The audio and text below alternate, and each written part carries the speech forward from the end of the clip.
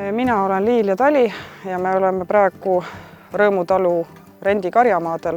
Karjavalvekoerteni me jõudsime tõsise hädasunnil üle 10 aasta tagasi, sest et Valgamaal Karula rahvuspargis on hästi liigendatud maastik.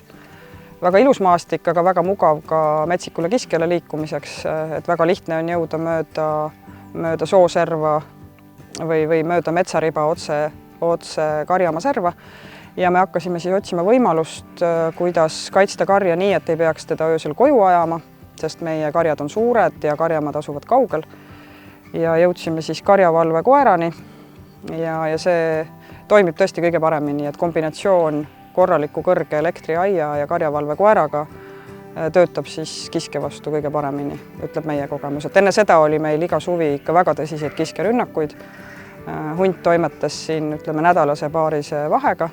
Ei ole ju lahendus see, et kõik metsloomad tuleb ära hävitada, vaid vastupidi, tuleb õppida nendega koos elama.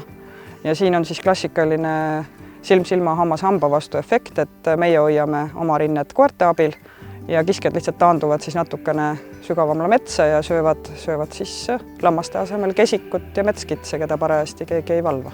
Eestis ju tegelikult seda karjavalvekoera traditsiooni paarkümmend aastat tagasi ei olnud, pidamisviisid olid natuke teistsugused, aga kui loomi igal öösel sisse ajada ja hommikul jälle välja, siis me kaotame väga hea söömise perioodi hilisõhtul ja vara hommikul, pluss see, et me saame palju parasiitlaudast, kus neid on kõige rohkem.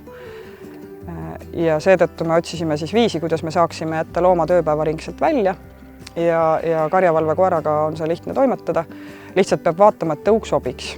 Ja meile siis sobiski siin Karula rahvuspargis selline flegmaatilisem, rahulikum koer, kes turisti ei tülita, et oleks väga hirmus, kui matka ja turist, kes tahab ka loodusesse tulla, isegi karjaaia taga peaks kogu aeg taluma sellist lõrisevat ja haukuvat peletist, et siis me võtsime sellise tõu, molossi tüüpi koerad, mastiffid ja kangalid, kes on hästi analüüsivõimelised, kes täpselt teavad, millal peab haukuma, millal peab heidutama, millal on tegu kiskjaga ja et inimesele tuleb alluda. Karjavalvekoera kasvatatakse teistmoodi kui kodukoera ja lemmikut ja algab see juba tõu valikust. See valitakse sellised koerad, kes igapäevaselt inimese juuresolekut ei vaja.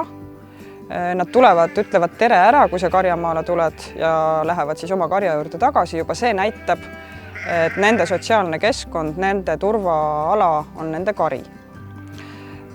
See tähendab seda, et nad ei ole nii-öelda hooletusse jäetud, kui nad on ilma inimeseta karjamaal, vaid nad teevad oma tööd ja on oma harjunud keskkonnas, mis pakub neile turvatunnet lisaks sellele, et lambad hoiavad nende ligi.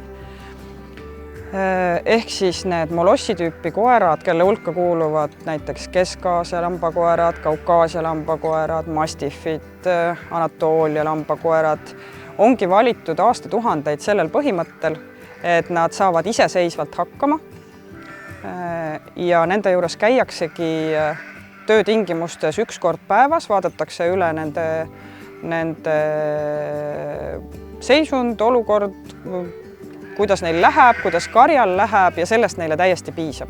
Valvekoera eripära on see, et ta teeb kõike koos lammastega.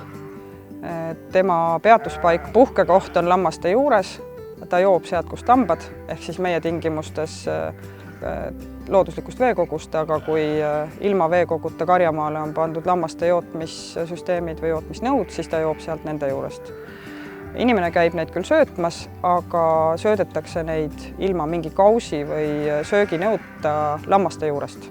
Ehk et neile pannakse nende toit maha, ei jäeta ja oodatakse juures, enamasti on tegu kuivtoiduga, mis pannakse rohu peale just nimelt sinna, kus koerad parajasti koos lammastega on. Mitte nii, et söödetakse värava juures, et iga päev tuleb inimene väravani, paneb toidu ette ja seal see koer siis istub päev läbi ja ootab oma sööki.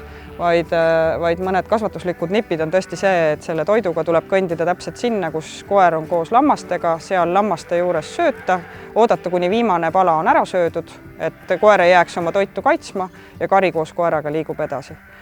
Et nende karv ja aluskarv on selline ja kehaehitus, et nad eelistavad magada ilma kuudita maa peal. Talvel nad lähevad hea meelega küll lammaste juurde lauta ja talvel lauda juures on neil varjualused ja kuudid ka olemas, aga karjamaal neil ei ole ühtegi varjualust, sest nad peavad liikuma ainult koos lammastega. Karja juurdekasvu saame siis oma kutsikatest, kes kasvavad talvisel perioodil lammaste vahel laudas ja tulevad siis kevadel vana koera kõrval tööle siia karjamaale, kui nad on selleks sobivad ja valmis. Koerte valimine on päris suur töö. Kõik kutsikad ei pruugi sobidagi, isegi kui tegu on tööliini koertega, et iga pesakonna puhul tuleb siis hoolega vaadata, kuidas seda teha. See algväljaõpe on ikkagi maja juures ja lauda juures, et nad püsiksid loomade lähedal, et nad ei tuleks aiast välja, et nad aktsepteeriks teisi koeri, ka karja ajaja koeri, kes praegu siin autos ootavad, kuni aed üles saab. Et on mõned asjad, mis nad peavad ära õppima, ehk et kui meie oleme praegu siin, siis nad võivad olla karja ja meie vahel, hoida meil silma peal, aga mitte haukuda, rünnata, segada, kui omanik ehk mina olen siin, siis mina kontrollin olukorda, mitte koerad.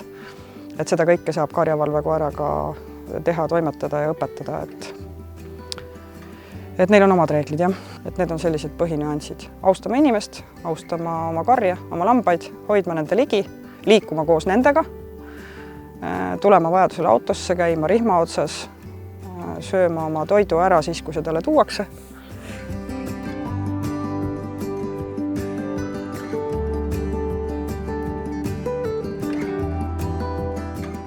Mina olen Lilian Freiberg, Alamähkli talu perenaine.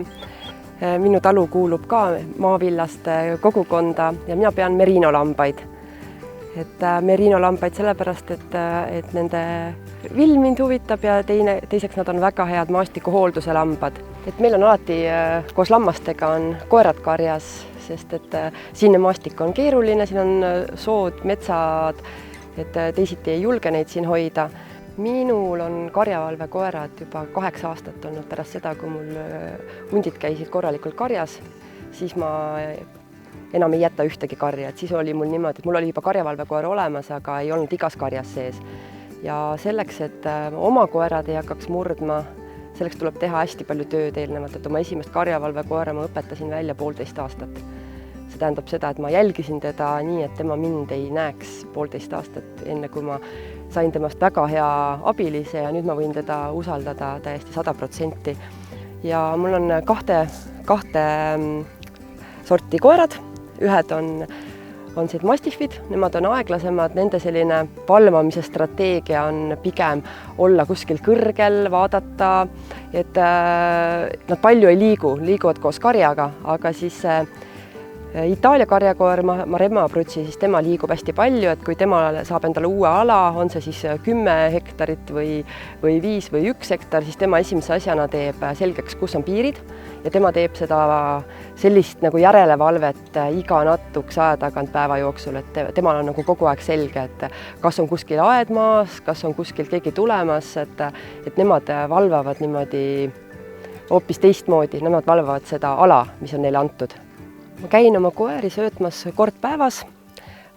Ei ole sellist regulaarsust, et kas hommikul või õhtul, sest et nad ka ei jääks ootama kunagi seda toitu, siis ma tulen nii, nagu mulle sobib, võtan selle söögi, on see siis koerasöök või lambarupskid. Mul on olemas spetsiaalne seadeldis, millega ma saan aiast elektri välja võtta erinevatest kohtadest ja siis ma lähen sisse. Ja jalutame koos kui need koerad peaksid olema eemal lammastest, siis ma jalutame koos nendega alati lammaste juurde, söödan oma koerad ära, teen sellise igapäevase kiire vaatluse, kas kõigil on hästi, kas aiad on üleval ja siis lähen koju. Enamasti koerad ei tule minuga enam kaasa, sest nende jaoks on minuga kokkupuude ja see vajadus lõpeb sellest hetkest, kui nad saavad oma söögi kätte ja nemad lähevad siis oma tööd tegema. Mina panen aeda elektri ja lähen koju.